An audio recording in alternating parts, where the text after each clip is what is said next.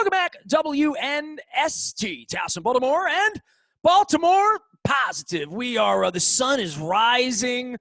Spring is sprung. We have March Madness. The Turtles are in. I'm wearing my little Pizza John's Maryland hat here, thinking about spring and crab cakes and lacrosse season and March Madness and opening day and all of that. Dennis Koulatsos joins us now from the palatial estate over at Security Boulevard at Coons Ford. He'll be here on Thursday from 3 until 5, driving you home with the SSV, the former SSV, now the Dennis Koulatsos show, of course. And the Ravens don't even wait for tampering, free agent deadline. The beer's not even green yet, Dennis. And they have, I don't want to say replaced Marshall Yanda. It's hard to do, but they've made their offense better on a Monday morning, right? They really have, and I saw the news breaking courtesy of WNST's tech service, sponsored by Coons Ford of Baltimore, of course, and I thought it was a wonderful signing. They fill a need before even the tampering period, as we mentioned, starts. Kevin Zeitler, great guard, high on the draft board years ago, 31 years old. They get to circle back and add a key piece to the offensive line and hopefully take a step towards properly replacing future Hall of Famer Marshall Yanda. This is great news, certainly, for the Ravens offense. And this is another indication of getting the right player at the right price, fit him in just right. And hopefully Eric DeCosta now lets the first wave of free agency go away. I read Peter King's column this morning. He thinks, Nestor, the market's going to be so deflated. He's talking 40 cents to the dollar. And if that's true, if you're a player, you have to consider going to a great organization like the Ravens versus to an also-ran one. Well, this is where Luke and I began the conversation with Zeitler, in that when I see a guy like this sign here, it lets me know, and we already know this is a good place, despite what Orlando Brown, wants to do with his career and asking off the Purple Island. But it's a desirable place. But more than that, if you're someone that hasn't won, and you've been in places where you haven't won, to your point, Kevin Zeitler into his 30s has signed a $60 million deal with Cleveland at one point. Now wants to win, is tired of not winning, right? And this is a place you come if you're Steve Smith or you're Anquan Bolden or you're Matt Burke or you're whomever, Eric Weddle, where you feel like you can win. Yeah, Calais Campbell, Yannick Ngakoue. It's the law of attraction, right? Great organizations attract great players, and not so great attract not so great players. Orlando Brown Jr., he's a young man, not 25 years old yet, can't process the big picture, right? So he's trying to get paid left tackle money. Can't blame him for that, but the Ravens are going to move forward with or without him. They've made that abundantly clear. And the offensive line will be better again with or without him. They have a huge investment in Lamar Jackson. His contract is coming up. They've got to be able to give him time to plant his feet. The running game has been good, but now with Kevin Zeitler, you have a player that can pass block just as well as he can run block. And I think it's key as they transition this offensive line to a run-first, mauling, slow-footed line to a line that can do it all, because I think that's the key in getting the Ravens to the next level in the playoffs, having offensive linemen that are just as adept at pass blocking as they are at run blocking. We put a lot of oxygen into Orlando Brown in the last couple of weeks. I asked Luke point blank, do you think he's going to be dealt? My answer is absolutely not. I don't think he's going to get dealt. I don't think that the Ravens feel compelled to have to give into what he wants. I guess the Deshaun Watson thing and the Russell Wilson thing, that'll play out. But malcontents. Dennis, I can't think of a time, and I've known you going on 20 years now, and you and I have done radio together for the better part of a decade, and Luke's been around longer than that. I don't remember sitting around ever discussing someone who didn't want to be a Raven. You know what I mean? Like, it's almost foreign, to be honest with you. Yeah, I don't buy the whole narrative. I don't know the young man, but I don't buy the whole narrative of, he's trying to live out a dream of playing left tackle. He said he's been a left tackle all of his life. He was not a left tackle in college, certainly, not a left tackle in high school. The bottom line is when they say it's not about, when the player says it's not about the money, it's always about the money. He just wants to get paid. I get it. And if the Ravens can fleece someone out of a first-round draft pick, which there are a lot of stupid general managers out there, stupid organizations, And I hope he truly is talking to 6 teams. I don't buy that. I think Well, maybe then you're one or going to have two. to get paid too. You're going to Yeah, you're gonna. you're going to orchestrate a one, and they're going to give you $80 million. I don't know.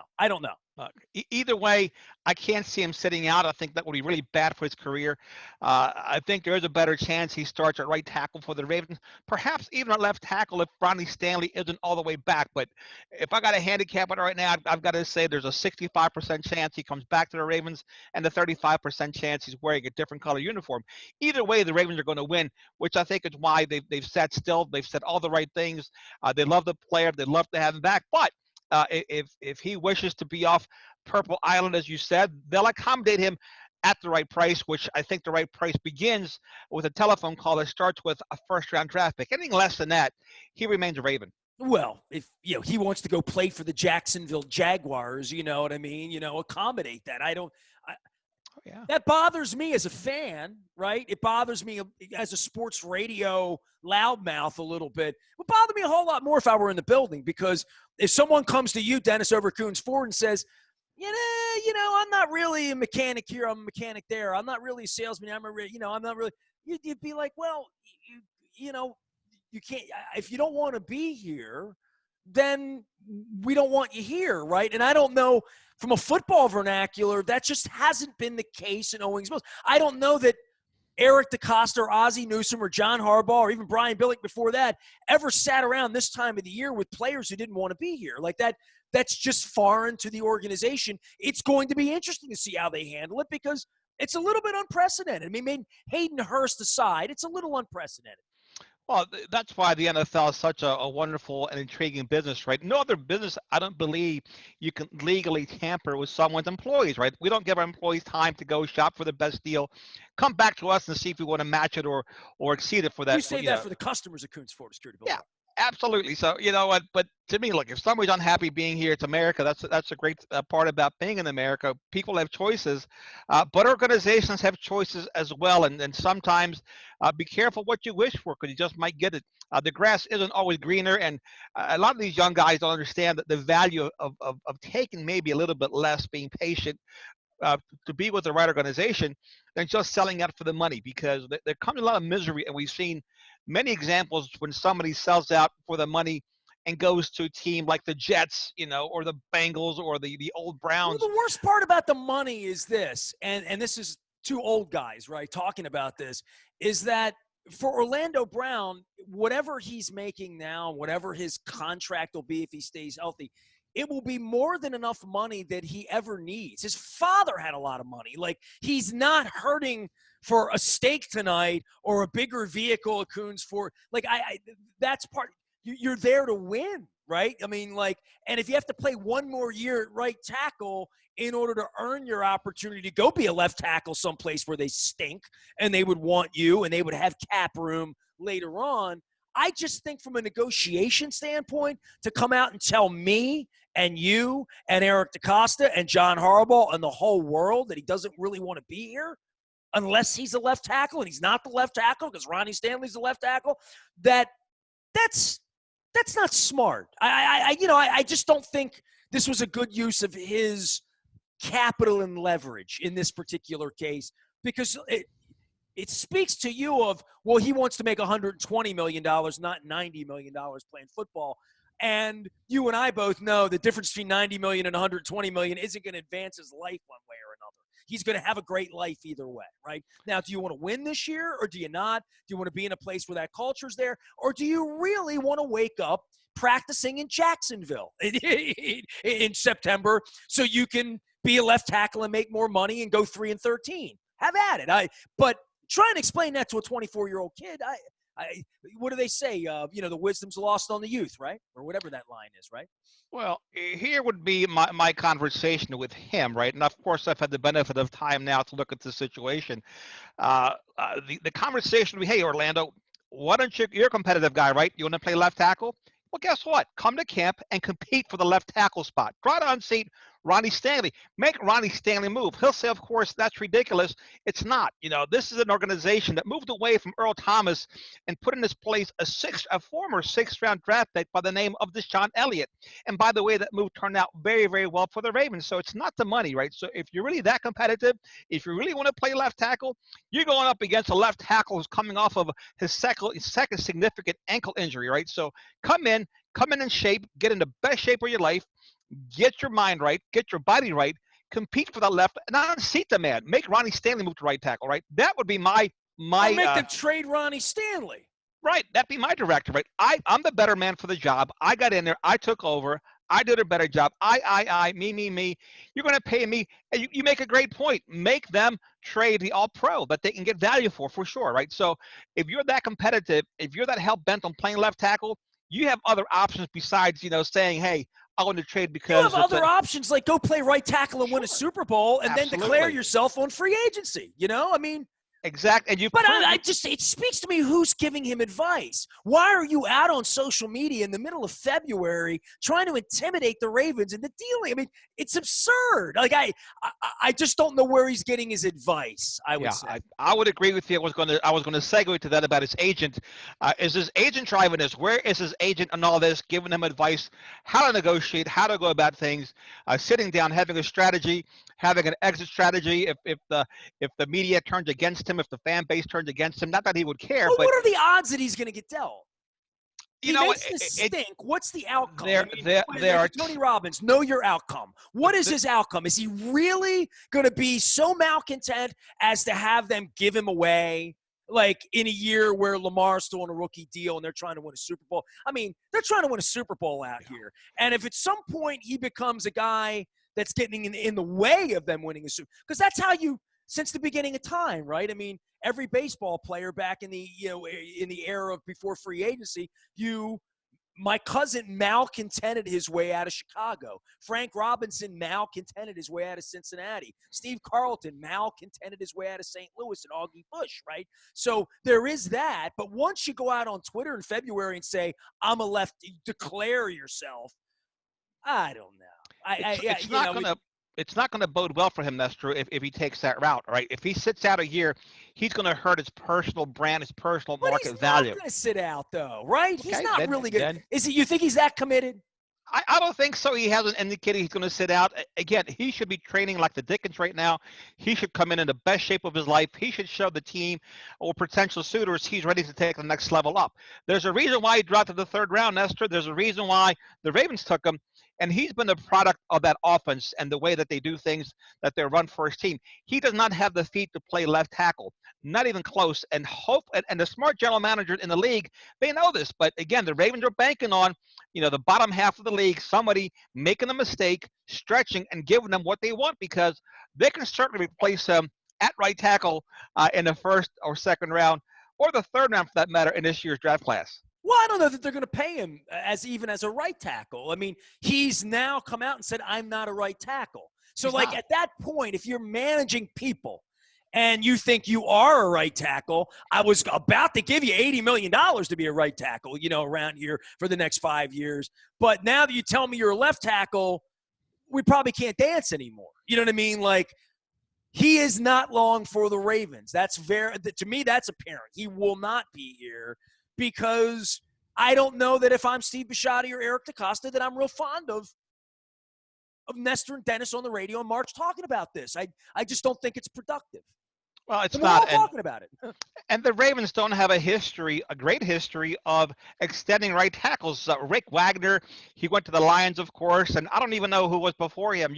You would know that. But again, they just don't have because it's a position, it's a serviceable position. You want a solid right tackle. He does not protect the blind side of the quarterback, unless, of course, the quarterback is left-handed, right? So that's the only time you need one. But again, it's a position man, but somebody you get in the third, fourth, or fifth round. It's not a position you spend a first-round draft pick on. It just isn't. You watching basketball this weekend, or you March Madness stuff? I mean, I keep saying we had it all taken away from us a year ago this week. The fact that some things are available this week that wouldn't have been there, even if you haven't watched a dribble all year, you get a bracket, the games are on all day, Creighton's playing or whatever, and certainly the Terps being in the tournament. That's good news. I mean, even if they do a face or first round Saturday, but they're in, and that sort of makes the sports year whole for the old school and all of us. It does. Not only do we have March Madness, I'm a huge lacrosse fan. I've coached and played the game, and lacrosse is out there, and things are opening up. Things are blooming. It's a lot better vibe than we had here a year ago, Nestor, almost to the day.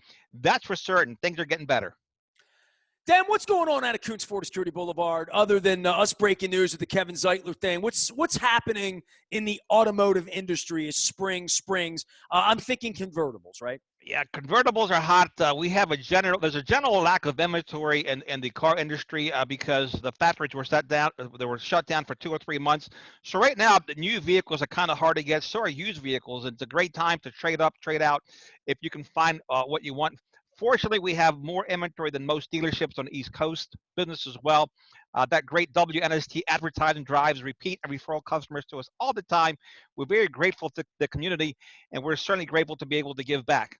Well, I'm looking forward to having you around here on Thursday. We will check in on the other end of free agency. There'll be plenty of activity this week, right? And it'll be sort of controversial because of the cap and the number and no fans last year and Dak Prescott and where the cap's going to go. Really speculative free agents market, right? And probably a conservative one, right? This will not be a bull market. Yeah, I think there's going to be a lot of players with their feelings hurt, especially once that first wave of money goes away. It'll definitely be a buyer's market for the first time in a long time, and teams will be able to pick up some bettors on the cheap. It benefits the Ravens because, as you mentioned, they're such a great organization, and if the money's going to be the same, would you rather be in Jacksonville or Baltimore? And to me, that's probably the easiest decision ever.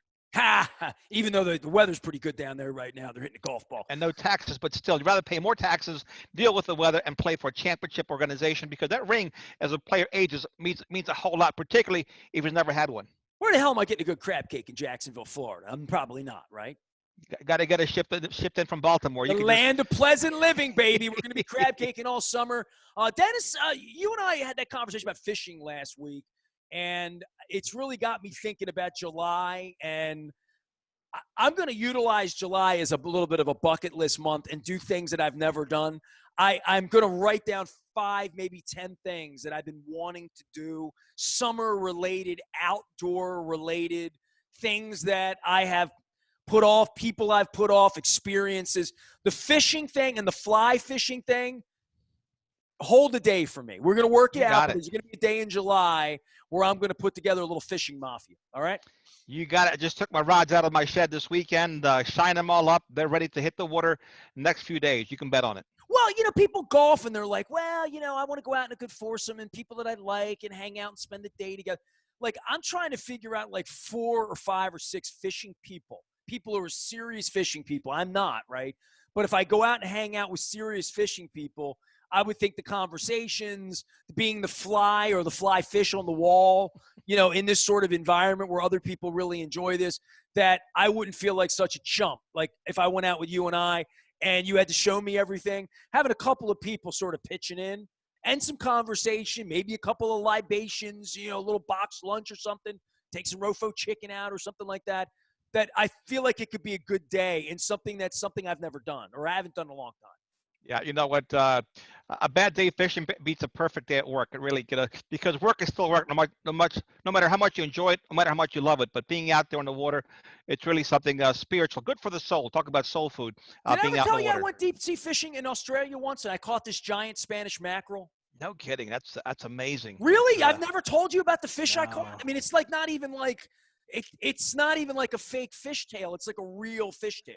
And they fight real well. They tug real hard on the line. And oh my God, this thing ran on me for about an hour and a half, man. It was absolutely crazy. I'm trying to find a picture of it because I was wearing my Van Halen shirt. I was a much younger guy. Well, I'll show you the picture of me out that day. This is what I look like deep sea fishing. This is you'll even like this because I have like a really good hat. That's a Crocodile Dundee hat. You see that? I like it. So see these big rods back. One of those caught this gigantic Spanish mackerel that I brought back and ate. It's the only fishing story I have, man. I mean, so you know what? There's a picture of me on my back on the boat because I couldn't move. This is a picture of me eating the fish. This was the only fish I ever caught and me eating it. There it is Nice. in Nice. Australia with an iced tea. Nice. Not even any, no funny money. I'm going to send you the picture of me and the fish. I'm going to find it, all right? There's nothing like fresh fish. I had some mako shark with some Belgian endives over the weekend. It was delicious on the grill on my Weber with the coals. There's nothing like fresh fish in the world, Esther. I thought I put that picture up. Now I'm going to have to go find the one. It's good that I didn't put it up. That gives me a new post. There But you the go. fish was as big as me. I'm Yeah. laying down, and the fish is laying down next to me, and we're the same size. Very impressive. Very impressive indeed. I would love to tell you, they put the belt on me. Oh, You're yeah. pulling in on the belt, you're reeling. I couldn't straighten my arm. My arm was locked like this for a day and a half because of doing this and pulling up on the. And in the end, there were 3 Irish guys on the boat with me that were like grabbing me so I didn't fly into the water. So I had help. I'm not saying I did it all the way, but it was my fish. So. Good for you. That's an excellent story and one for the ages. Thank you for sharing it. Well, but my boy Brian Eder over at the Chaucer, he was on that boat to finish in second place at the Marlin thing. So Nice. he's got all these pictures and stuff. I don't want to do that. I just want to go fly fish like in Deep Creek Lake or someplace in some stream in Western Maryland. I want to wear waders. I don't need to capture any trophy fish. I just want to like catch a trout or something. I'm going to hit the Patapsco here the next week or two in waders. What do you catch when you're out? What kind of fish? Well, again, if you're fishing the Patapsco, there's smallmouth bass in there. There's trout, Piney Run Reservoir. There's yellow perch and bass. Loch Raven is full of bass and perch. So depending on where you go, time of the year, etc. But again, you never cook them, or do you bring them home and cook them sometimes? Yeah, unless I catch some perch, maybe I won't eat a bass. I'll let them go. But if panfish, I'll eat bluegill, perch, something like that. Certainly trout are delicious, but I do it for fun. Most of my fish I release, about 95% of them. Catch and release, unlike going over to Wise Markets and I just pick up fish for Friday. How about that? The mako that I bought, I didn't catch it, but I certainly released it in my belly. It's a lot easier to go to Wise Markets, just hit the seafood aisle. It really is. I can get some salmon, get some crab legs, whatever I want. Dennis Koulatsos is here. He will be there over Coons Ford Security Boulevard. He will be here again on Thursday from 3 until 5. And, of course, driving you home and get you ready on Sunday after free agency. And then on Sunday, of course, after we get March Madness going here. Dennis, rest up. We'll see you over there, Coons Ford, all right? Stay well, my friend. Thank you. D. Koulatsos Show, the way to follow him out on social media and on Twitter. You can find me anytime, anywhere at BaltimorePositive.com. I'm on Facebook and Twitter and LinkedIn and Snapchat and Instagram and all those places and promoting great partners like our friends at Cole Roofing. I got my Rofo. By the way, my green screen's working really nicely. Like I've learned that if I hold it up, but I'm working on like a real green screen in here. I'm working on some changes in the studio and the setup, fixing my hips. Change is a good thing. It's 2021. We are WNST.net, AM 1570, Towson, Baltimore. We never stop talking Baltimore positive.